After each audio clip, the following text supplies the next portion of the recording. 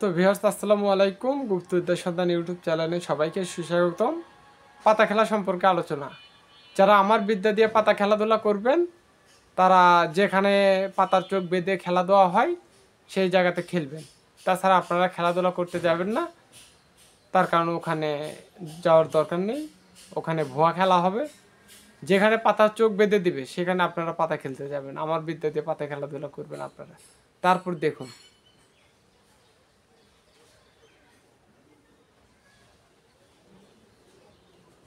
বশীকরণ, মারণ, মানুষকে পাগল বানানো, যে কোনো মেয়েকে নিয়ে আসা, জিনভূত দেখানো, একটা লোককে জিন দেওয়া, এগুলো তেমন কোনো বিষয় নয়।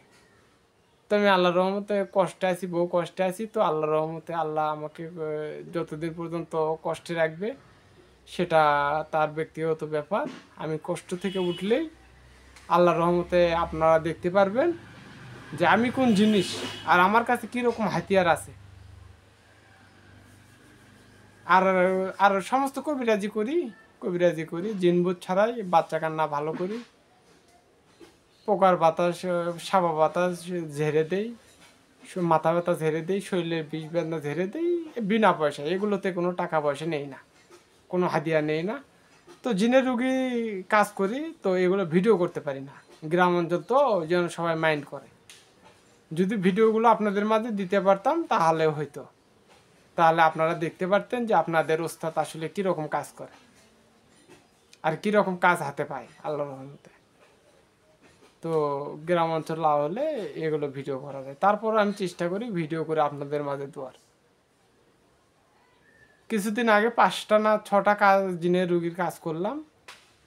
তো 6টা ভিডিও যদি আপনাদের মাঝে দিতে পারতাম তাহলে আমার কত বড় একটা উপকার হইতো। তো যাই হোক, একটা কথা মনে রাখবেন, বড় কানস মাছ যখন ফোটাইবে তখন আর বিষ কম হয়, ছোট কানস মাছ যখন ফোটাইবে তখন আর বিষ বেশি হয়। তো ছোট কানস মাছের বিষ বেশি, বড় কানস মাছের বিষ কম। তো ছোট মরিচের ঝাল বেশি, বড় মরিচের ঝাল কম। তো বুঝলে বুঝপাতা, না বুঝলে তেজপাতা। রতনে রতন চিনবে, শহরে চিনবে কচু। তো ভিউয়ার্স,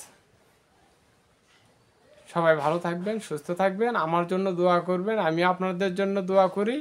আসসালামু আলাইকুম।